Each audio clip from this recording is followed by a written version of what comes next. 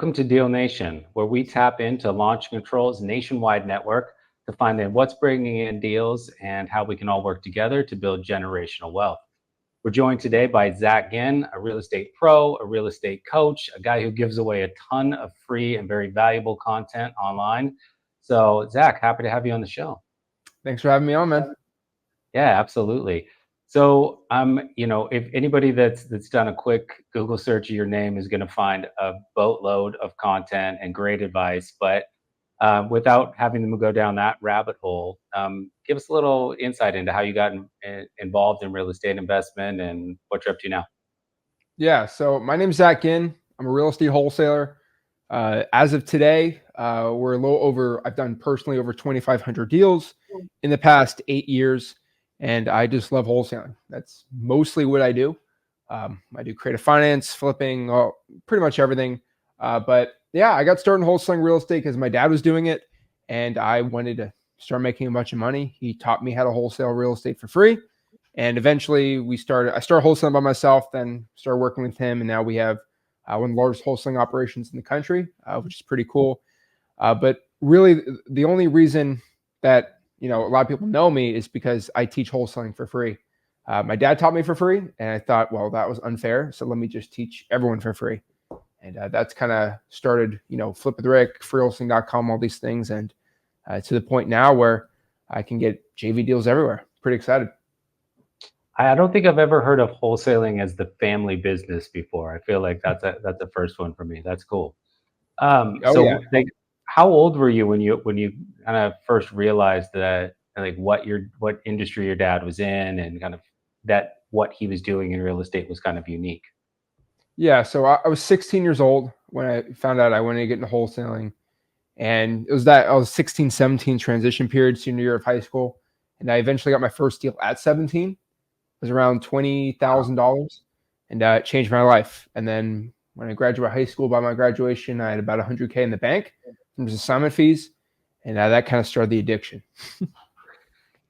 As it would. Yeah, that's amazing. 100K by the time you graduate high school. I think I had like $11 in the bank when I graduated high school. So when what were some of the early lessons that you learned from working with your dad, and what he was able to teach you for free, where you were like, this is information that people should have, that is probably not obvious, right? It's probably not something that they're going to get to on their own. Yeah. So the best lesson I ever learned working with him was, if we both have the same skill sets, we bring nothing to the table. It's 1 × 1 = 1. And if I get half the profits as a partner, that makes 0 sense. So one of the most transitional points of my life was when I went to college, and I learned I couldn't wholesale locally because my market sucked. And I had to learn cold calling, which Rick never did. And I got really good at cold calling. And I say this a lot, but like, I cold call 5 hours a day, 5 days a week for a year straight in my dorm room. And I got really good cold calling. And then I started learning other marketing strategies. And then when I came to work with Rick, we had different skill sets. I started doing this weird thing called virtual wholesaling, which was a new, ambitious, weird thing, in 2018, 2019, that Rick thought was bogus and fake and not real. And I started doing this weird thing called cold calling with the old Mojo dialer back in the day. And it worked really, really well. And so I started implementing that into his business, and it grew like crazy. And eventually a point came where there's this brand new marketing strategy called SMS text blasting. And I believe this is a little even before Launch Control's time, could be during the time. But there were services, Launch Control had this, I definitely used it, where for $400, you could send unlimited text messages. It was the greatest thing ever. I think I was like 20 years old, and I gave Launch Control $400, and I was able to send 60, 70, 80, 90,000 texts for free. Right. And I could send whatever I wanted. I literally write the script I wanted, and it would get sent out. I could say the most insane things now that would get blocked back in the good old days. And Rick was like, well, what is texting? I'm like, if we're getting 4 deals a month from direct mail, let's just text this list. And it grew a business like crazy. And that's kind of how I learned about Launch Control. Now things are a little different. I'm not saying Launch Control has that anymore. But back in the day, it was so powerful because no one really was talking about it. and I got that first mover advantage. So I always like talking about the story. Yeah, no, there was definitely a time when it was a little bit more wild west with the way people used the platforms and also kind of what was able to get through. But it was all based on a pretty simple principle, which is that um, everybody's got a phone, and the I think even in those days, they're like apps weren't even that like heavily integrated yet. But like the one app that every phone has that everyone uses is the text messaging app, right? And so you send a text message to someone, they're gonna read it. They may not respond. It may not be something that's wanted, but what I to this day I still do the same thing. Like even when I get like my telephone provider sends me a text message offering whatever promo that they want to offer, I still see it, still read it. I don't respond to it, but I see it, you know? And so that the fact that text continues to this day to be the marketing channel or the communication channel, better yet, the communication channel that is always seen remains true. You can't say that for email. You can't say that for direct mail. You can't say that for anything else. Text is always seen. But what I think that, and I'd love to get your opinion on this, because I think what's happening a lot, now is that people are seeing more and more of a through line in the different ways that you market to people. So, how can you use text and cold calling as a 1-2 combination, as opposed to like separate entities? Or how can you use direct mail and text together instead of separate channels that are with separate metrics? And but rather, instead, how are you using those together to optimize a single list? Oh, it's easy. And so the way that I always do things is it's all about just reaching them at the right time at the right place. And so if you go and have a billboard about like a restaurant, you'll find people there, and then you can make a Facebook ad, and you're going to find doing each channel, you're going to reach people that never even saw it. And so, I know this is launch control, but I say what I want. Cold calling still is my favorite because it's the fastest way to get results, which is practically free. And what I mean by this is if I can get a cold calling business that's getting me 1 to 2 deals every single month, I can almost guarantee you if you just text that list, you get an extra deal a month. Guaranteed. If I have guaranteed cold calling results, if I just add launch control, it's just putting fire on it because it's already proving you're getting deals every month doing that. I'm not a big fan of just texting a list that has not been proven. Hmm. What I believe texting should be is you add it onto a business that's already working and it just blows up like crazy. Um, it's it's probably the best way to do it. Everybody reads texts, and I know Launch Control had a time, I think last year where the opt-out language got weird, and then everyone thought texting was dead. I never thought it was dead. I'll tell you, Launch Control was the only company that kept pushing it. They're like, hey, we're going to make a change, and now we don't have the opt-out language. I mean, hopefully it stays like this, but everyone thinks texting is dead and they just throw it off.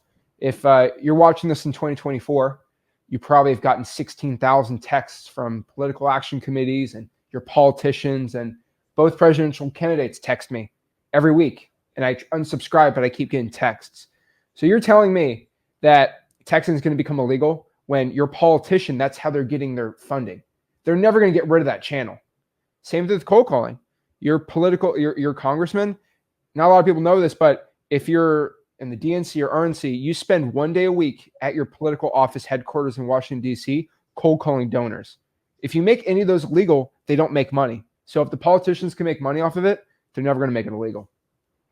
Yeah, and it's not a question. It what it comes down to really is the telecom industry is a multi-billion-dollar industry.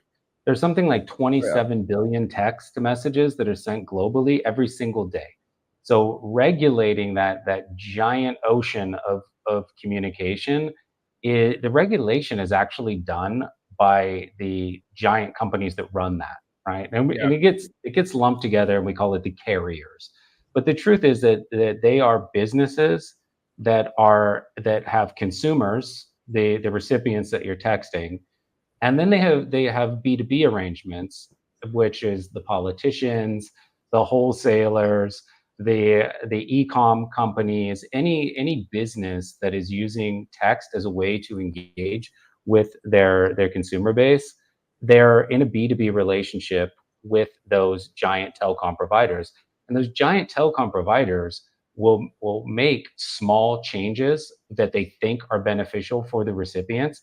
And the butterfly effect that has on the B2B relationships that are within their ecosystem can be very impactful. They're not doing it to be malicious. They're trying to create a better experience for the recipients. But when you, as a wholesaler, which in their ecosystem is almost invisible, the knock-on effects of them making small little changes, and then the platforms like Launch Control having to adjust to those kind of changes, you'll feel it momentarily. But it's there. This idea of texting being dead is nonsense. That's not at all the case. It's just a question of when not necessarily legal regulations change, but business to business enforcement from carriers has an impact on people. You do of course have to adjust to that, but it is a temporary adjustment, and the baseline foundation of text being a powerful communication tool goes nowhere. I agree. It's just the TCPA law gets a little weird, but we got today. We got like 3 or 4 case laws. Just did a video about how somebody's actually sued a wholesaler for texting a seller, but because TCPA law does protect wholesalers, because you're not selling a service, you're offering to buy their home, you're protected. Right. And so I get, there's so much like, oh, don't text the DNC list. I'm like, I don't say do it, but like, I mean, it's you got to do it the right way. But no, texting is not becoming illegal. So it's carriers, but it's more alive than ever. Like, I mean, older people are, they're going away in the future, and younger people are coming in, and pretty much if you're over the age of 40, you'll answer every single text being sent to you.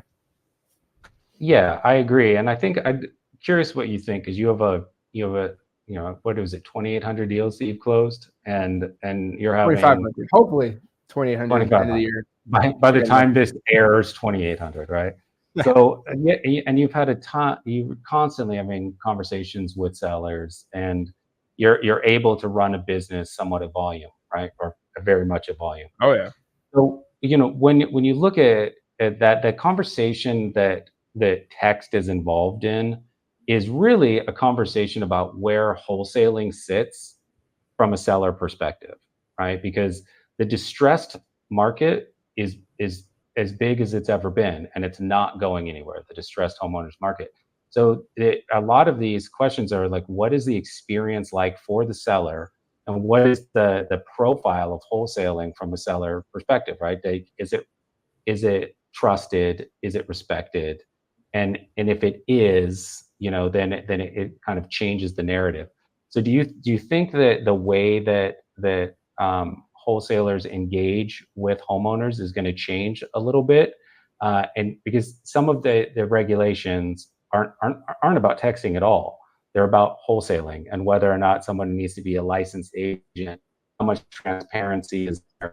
So that profile of wholesaling, do you see that changing going forward, and the way we interact with homeowners changing? Yeah, so I'm the only person that doesn't sound like that. The reason is because I know the laws. Pretty much every single law, there's always loopholes, and the assignment of contract has not been illegal for anyone without a license except for the state of Illinois. There's ways around every single law. The reason why I hear people say, get licensed, do this and that, it gets the biggest monkey in your back. Like I was going before the TCPA. If I text with Launch Control as a real estate agent, but I'm looking to buy your house, if I text you, are you interested in selling your home? I can get sued because I am also a real estate broker. So theoretically, I could sell you a service. Boom, TCPA violation. That becomes a bad issue. On top of that, too, if the the real estate board decides that texting is not an appropriate means of communication for marketing, you can't do it. The real estate board will stop you, even though it's legal. So I'm not a big fan of being a license because it stops so much marketing. Like even when I was starting out, I was 18, right? I got my first deal off a bandit sign. If I was a real estate agent, I couldn't put a bandit sign out without putting my name on it. Being a real estate agent has more cons than pros. And even today, The real estate board will take away wholesalers' assignment fees if the board deems it legal, but they didn't like the actions due to the ethics board. And so I hate having a license for wholesaling. It hurts you more, and more or less, the only people telling you to get a license are licensed real estate agent wholesalers. It's like talking to a vegan. Hopefully, I don't know if you're a vegan, but like if you talk to a vegan, the only thing they tell you is be a vegan, right? That's how it works. So I don't like that narrative in wholesaling at all. Okay.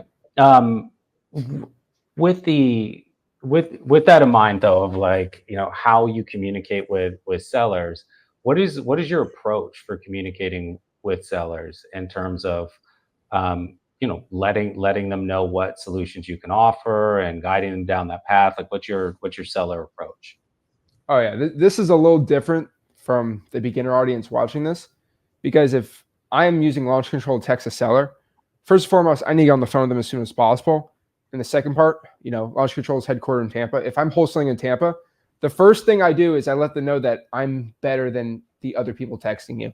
That's the main issue, because in Tampa, one person wants to sell their house, there's 8 wholesalers texting them and calling them, which is a really bad issue. So the first thing I do is I let them know that, hey, our boss, Zach Ginn of the company, he's bought in at least 4 or 5 houses in the area last month. Your other guy you're talking to has not. So I instantly try to gain that credibility to get rid of the other 5 or 6 wholesalers, because I know it's unfair to say, but that has always given me the best advantage. Because if I deal with another wholesaler who is brand new, they're going to offer way more, and I just can't make any good spreads on it. So the first thing I do when I talk to a seller, I give them trust. I let them know I'm legitimate, and I give my company name, and they can see the list of all the houses I bought. So it's as legit as possible. Now, I've been doing that since I was 18, because when I was 18, it's like, is this 18-year-old kid going to buy my house? I always went, hey, I work with my partner who could be my cash buyer, and that gives me credibility. Same way I say that me and Michael Jordan both won 5 championships, combined. Like, I gain credibility using him. With myself, it's nothing. Yeah, and you have the experience now. And you're right. One of the things that goes overlooked a little bit is people look at the list that they have, and they look at the touch points that they have with that particular seller, and often forget that seller has received text messages from other investors, has received direct mail from other investors. It probably is going online and seeing PPC ads that are targeting them related to their home, and so they're hyper aware of the fact that people are looking at them and looking for a deal. And so you do need to stand out from the crowd, and having an angle to stand out from the crowd can really be beneficial to help you do what you said and get people on the phone as quickly as possible, which you ask anybody at Launch Control will all tell you that, right? Like, we want you to use text to start conversations. And we want those conversations to lead to discovery calls as quickly as possible, because when you get to a discovery call and you can actually talk to a homeowner about solutions and establish trust and really get them to understand like what working with you is going to be like, that's when you're going to get the deals, right? We want them into your ecosystem as quickly as possible. So text is intended to take data points, turn those data points into open conversations, and turn those open conversations into real estate related conversations. Oh yeah.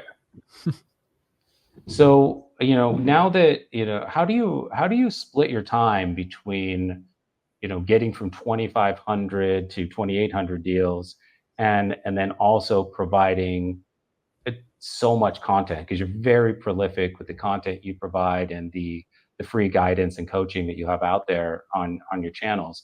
So how are you splitting your time? Yeah, so it's pretty simple. It's just leverage. That's the simple thing. So if I look at the real estate business, it's 3 separate businesses, right? It's the local business, the virtual wholesaling, and then the JV deals. And so one thing that feeds the JV deals is obviously just me being on video, just letting people know how to wholesale. Then they learn how to get a deal under contract, and then they send us a JV deal, right? So that's one reason why I like putting out content, but mostly just helping people out for free. I think karma always comes back to me. But the videos isn't a lot of work. So I don't edit the videos. I don't do the thumbnails. I don't do any of that stuff. I have a whole team that deals with that. And so if I do from all the channels, if I post 7 videos, again, I only do half because Rick's on there. It's like 3 or 4 hours a week of work. I mean, more people spend time on TikTok than doing that, right? So I just sit Yeah. behind, just say something, right? It's 5 hours a week isn't bad. I spend more time working out than that. Yeah, that's great. Can we dive into the JV deals thing for a second? Because Yeah, I think that could be super helpful. Can you give us an example of a recent JV deal and how it came about? yeah. So I'll tell you my first JV deal and the one I'm most excited for right now. So my first JV deal was, I believe in the concept of karma, which it was a big leap just to go out here and get my best secrets on YouTube for free. But it just felt like I was 19, like no one's gonna believe me. So let me just give my best advice out and just show, hey, there's 50,000 made, 19 years old. So that helped me a lot. But what I did was I just started sharing how to wholesale for free. And eventually a lot of these new people believed in me and they started doing my stuff and started doing deals. And I'm in this weird market called Port St. Lucie. So it's about 3 hours from Tampa, East Coast, north of Palm Beach. And there's about 200,000 homes here. It's a good market. And there's not many people I know there, but they said, oh, Zach's in that market. Let me virtually wholesale there. And a lot of virtual wholesalers are good at locking up deals, but they can't sell the deal because they have no buyers and they can't do walkthroughs and a lot of issues. So I got a comment from a subscriber saying, hey, I just locked up a deal in Port St. Lucie. I can't sell this. I live in Arizona. I'm like, okay, well, why don't we just split it? And I have some of my good buyers and I just have my just walk through and get the deal. They're like, yeah, that works. We signed a JV deal and I just walked one of my buyers through. It took me like an hour and I made about $40,000 from that deal. So I split it. So I got 20 grand. He got 20 grand. I'm like, I made $20,000 from an hour work. This is pretty cool. I don't have to sell a coaching program. I just make 20 grand after an hour. And eventually that grew. And then I got really good at virtual wholesaling and started doing it around the country. So that's kind of the point here. I make most money from my social media from JV deals. We have Flipwork Plus. The point of Flipwork Plus, the coaching program is if you send me a JV deal, you get inside the mentorship for free. And so the point is always to push the JVs. And that has been the biggest revenue source for us right now from the content that I make. That's why I push it. I think by next year, I'll probably make more money off of JVs than my actual wholesaling business, which sounds dirty, but it's growing so crazy right now. Now, my most excited one, I got someone inside of Flipwork Plus. We're going to split $100,000 deal. So my first 6-figure JV deal. So I make 50 grand, they make 50 grand. It's going to be pretty cool. And so that's just the power of helping people out. Yeah, I mean, it's a huge win, but it's also it's great for risk reduction. If Oh, you're yeah. lined up a remote deal, you don't, like you said, you don't have the buyers on that side, and that the fear factor that goes into, well, what if I get stuck holding the bag? You're not going to have that. You can take that away because you're working with someone who's experienced and has contacts in that market. Have you had the inverse work out for you where you're going into a remote market somewhere that you don't necessarily have the buyers lined up and you've worked with someone else? Or are you just I mean, I know you have strategies in place for finding buyers in any market. So are you kind of leaning on your own best practices or occasionally JVing people in other markets? No, I'll flip it too. So when my team gets a new virtual market, I do that where Okay. I'll go to Greenville, South Carolina, and I just lock up deals because it's easy. And then I'll just go out here and, hey, who's got buyers in Greenville? JV with them until I build up my buyers list and then stop JVing and then operations are all good. It's the quickest Yeah. way possible.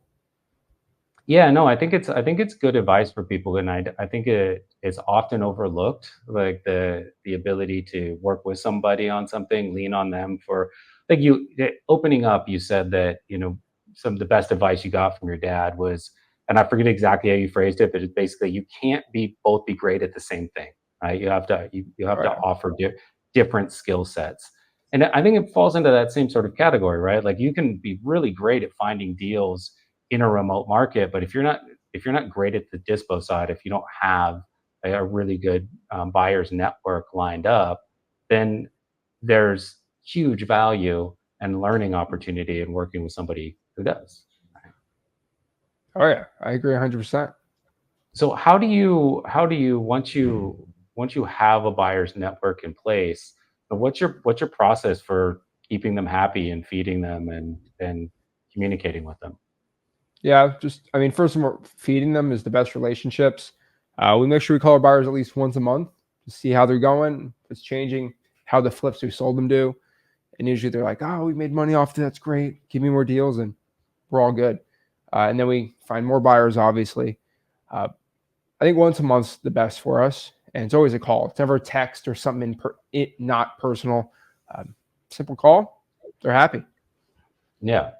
Um, and are you working? I know that, you want to stay away from being licensed, but are you working with licensed agents and having them feed you properties, anything that's on, like the expired listings or anything like that? Are you getting deals that way as well? Yeah, stay away from all on market. What I do like doing though is I like going after buyers agents, especially now because of the whole licensing and the commission issue, where they're going to be struggling a little more. Where Hmm. I will pay a real estate agent 14%, 15%. I could care less if they bring a buyer, and I charge them a stupid amount, and they'll take it all day. And so I like Yeah. finding investor buyer agents. And so I usually just go to realtor.com. I mean, whatever, even the MLS if you can. Go to the recently solds. And in my market, the average ARV is like 400 grand. So I go to, max sold price 150 grand for single family, the ugliest houses possible. Look for the buyer's agents and they just start messaging them and paying them good on my deals. So if an Yeah. agent usually makes 4 grand off of a sale to be a buyer's agent, I'll give them 10. Okay. Nothing illegal about it. No, not at all. It's just networking, right? Like knowing people at different stages of the process. So when people come in, I mean, that's kind of advanced usage, right? When you get to that stage where you're doing JVing and JVing with other people in multiple markets, you're going and researching the right realtors to contact and cutting them in on deals. That's where people want to get to. But when they first come in and they first start watching your videos, what are the they say like the top three things that you advise people to do to get started, or that are the first order of things for them to get started? Yeah. And so it's a little different now. I think anyone can JV right now. Mm. So, for example, my Facebook group, it's got 140,000 people in it. I tell anyone, like, hey, you think you find one person out of 140,000 that needs help selling a deal? Like, you get your first deal JVing. One out of Yeah. 140,000, it's a drop in the bucket, easy. But the three things I tell anyone starting out, first and foremost, just learn how to wholesale, which I teach people that. Number two, 1,000 hours. That is my rule. Just put 1,000 hours in. I have a little chart I always do. It's like the amount of money you make and the amount of time you put in this business. Once you're at 1,000 hours, it's almost guaranteed you're going to get a wholesaling deal. So go do it. And after 1,000 hours, and then number three is create a schedule and stick to it. And as long as you stay consistent, you're good to go. Most young people can't stay consistent, but the ones that can always will make money in this business. Yeah, I mean, we always tell people at Launch Control, like, sign up when you're ready to commit for 90 days minimum. If you can commit to 90 days, you'll get the pipeline full. You'll have enough time for the initial deal or deals that you find to be well in process, and you'll see very clearly, if not have it already profited enough to see the value in what you're doing.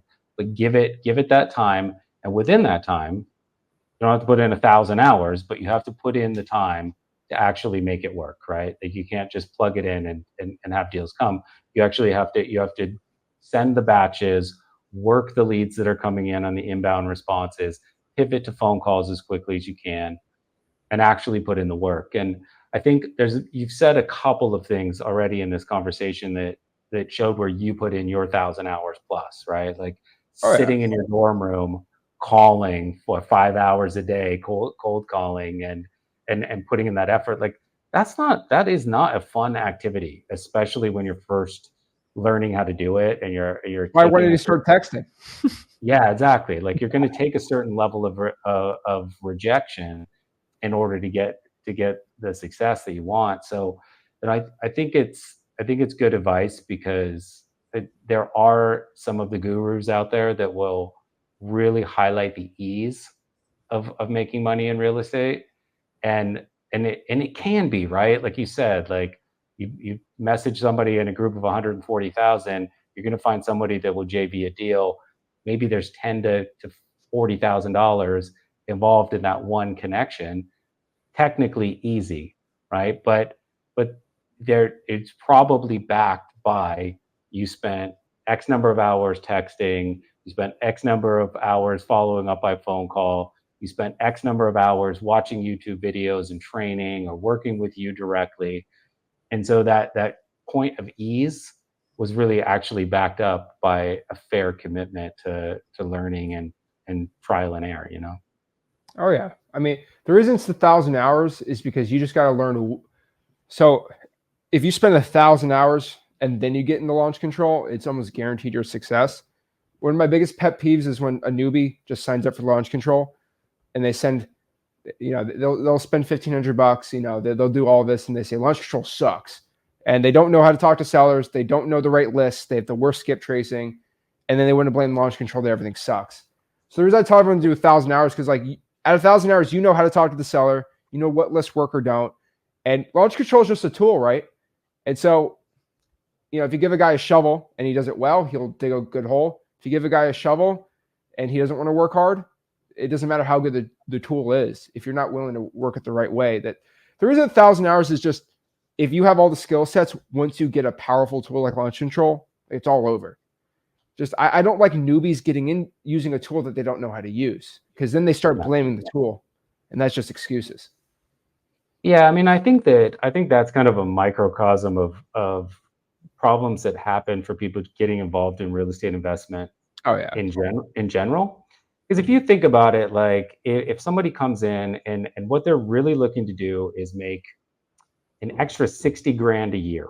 And with that 60 grand, they want to fund whatever they want to fund, right? So technically, they could do probably 3, maybe 4 wholesaling deals throughout the course of the year and make that no problem, right? So they could just do driving for dollars for that, right? You don't even technically need launch control. Like you could probably go out and just old school hustle that, do some driving for dollars, call people up, knock on some doors, and you'll probably get your 3 deals a year without putting in too much effort. And if that's your end point, if that's all you want is 50, 60 grand a year, 2, 3 deals a year, you could cap it at that and do, minor, if any, marketing and probably still make your money. But if you want to if you want to make it a business and you want to scale up and you want to make, real money at it, then you're going to need to have a business plan, right? And in that business plan, you're going to need to have a plan for marketing. You're going to need to have sales training and an understanding of how the sales funnels work. You need to understand what taxes you're going to have to pay and when. You're going to have, there's a lot that you need to understand that goes into actually doing this, not as a little side hustle hobby that makes you a bit of extra cash, but something that is a replacement for your W-2 and a path to a lot more. It's a business plan, right? I agree. So within that 1,000 hours, like where are you focusing on helping people really with the marketing and sales conversations, or is it more of like a full scale how to start, run, and scale an REI business? Yeah. And so, I just generally tell everyone just do a 3-1-1 approach. So for every 5 hours of wholesaling, spend 3 hours on marketing, 1 hour on your acquisitions, follow up, talking to sellers, and 1 hour finding buyers and getting your dispositions process all right. So eventually do that 200 times, 200 times 5, 1,000. Okay. Yeah. I mean, that's a pretty simple breakdown. So, what are like, you have a ton of content out there. Do you have sort of a priority viewing that you suggest that people follow, or is it just best to kind of follow, listen in? They'll get similar advice if they just become regular listeners. No, I mean, I got a wholesaling course. It's got like 250,000 active people in it. And so that's the best case study I found. And so, freewholesaling.com if you want to go try it out. But like I think I think most wholesalers have been through it. Hopefully, if you don't know about it, check it out. But go through the course. It's a barn burner. Like it's a lot. I think it's like 50, 60 hours, but Yeah. it's worth it.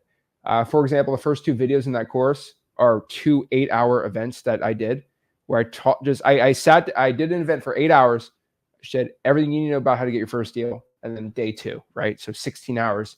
That's the first 2 videos in freewholesaling.com. It's not for the faint of heart, but it's free. So that's where I direct everyone to. I'm like, stop watching YouTube. Just go through that.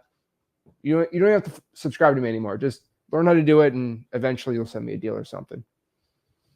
No, I love your commitment to free education and the free tools. It's one of the things that I like about the wholesaling industry a lot. I say this often on the show is that the wholesaling industry, despite the level of competition, is very, very supportive. So your, ability to find people that will JV a deal with you, the ability for people to kind of walk you through the processes or tell you, how they're using launch control, to tell you how they handle cold calls, to just be very supportive in teaching. Investor to investor is quite common, but All right. as you and I talked about before, a lot of times in the guru coaching space, there's a paywall, and you've been very adamant about dropping that paywall and just being kind of open source about how you run a business and the way that people can model things after you. That's it. That's how it works so well. I mean, you spend 12 grand to learn a course, and if the information is bad, and you're out 12 grand. I think it's ridiculous. Because I Yeah, said, and you're 12 grand into texting. Guarantee you get a deal doing that, right? So I always look at the opportunity cost. Learn from me for free, then put 12 grand into texting. You would do a lot better than spend 12 grand and having to wholesale with no money. Yeah, and setting up those activities like working with launch control. I agree with you that cold calling can be a very powerful tool as well if you can afford it, to do a little bit of like PPC, whatever it is that you can put in to get the leads coming in. As long as you've done like the 1,000 hours or at least 500 hours, like you said, how to talk to sellers so that you're not wasting those opportunities, but actually able to turn those into deals. Then the money will come. A lot of people have made a lot of money in this business by just getting the leads in and being able to turn them over. And then there are ways that you can, like we said, there are ways that you can bring those two things together. So cold calling, for instance, if you run through a cold calling list and call everybody, you can text them at the end of the day with launch control and say, hey, I tried to call you earlier today. Here's what I wanted to discuss. I'm an experienced investor in the market, however you want to phrase it. But you can use the two together to help build trust. And by doing that, you're opening up multiple channels, right? Because that people read text messages. So if you've had a conversation with them and you have one more question, one little thing that you didn't clarify with discovery, or they have one more question, and neither of you really wants to get back onto a phone call, text is a great communication tool to do that. So if you've been able to open up that channel, it just gives you more opportunity to loop back with them in a simple but effective way. It doesn't all have to be outbound. It doesn't all have to be conversation starter. It can be a conversation continue. It's a tool to continue conversations as well. Oh yeah, I agree. So for anybody that is, I know that a lot of the people that you worked with early on have now kind of grown into pretty big businesses. They're bringing on teams. Are you working with any of those teams to help get everybody up to speed, or are you still working with some of those people that were your early stage people that you were coaching? Yeah, I mean, I still work with them. I mostly just do deals with them, or if they're in Flip Plus because they sent me a JV deal. I mean, we go to they come to live events and stuff like that. But I just know them. I let them run their Yeah. own businesses. What kind of live event are you're still running live events then? Yeah. Yeah. So if you do a JV deal with us, then you get to join our community, and I that community. I do 2 live events a year, which you can come for free if you're part of Flipper Plus. It's like a little organic mastermind. It's pretty cool. So we like it. Okay, awesome. Well, I mean, for anybody that wants to learn from you, your YouTube channel is a great resource. Your classes, obviously, like I said, there's no paywall, right? You're really educating people for free and bringing them into the business, and your profit is coming from running JV deals and helping them succeed, which I think is incredible. So if anybody wants to get involved with your community, you're a very easy man to find, easy man to learn from. Oh So yeah. we'll put all of the links in the episode description for anybody that's looking to connect with Zach. If you're looking to work with him and then also in work with Launch Control and get that going to help grow and scale your business, we'll have his Launch Control link in the episode description as well. Make sure that you use that so we know that you came in from this conversation and are at least from a YouTube perspective learning from him. That'll help us out a lot, getting you guys set up with Launch Control. Zach, anything else that you want to, any advice you want to leave the audience with, last words of wisdom? Yeah. I mean, the best thing is if you're cold calling right now, the best other marketing channel is texting, because the most expensive part of texting is not actually the Launch Control itself, it's the skip tracing. And if you already paid for the cold calling list, the texting is way cheaper. And so that's kind of the point. Like the skip tracing is the most expensive part. If you already did that for cold calling, go do the texting. But also don't feel like, oh my gosh, I have to text, or like I can't become successful. Don't feel like you have to pay to get a wholesaling deal if you don't have the money for it, right? The point is using a tool to make it even better. So my best advice for anyone is just learn how to wholesale for free. Don't spend any money on marketing until you get a deal. And then after that, start investing in the tools and scale it out like crazy. It's great advice. All right. We really appreciate you coming on. I'm sure we'll bring you back on in a couple of months or so to dive into some of the user questions and do a Q&A, see what people want to know. All right. Appreciate it, Michael. All right. Appreciate it. Thanks. Bye.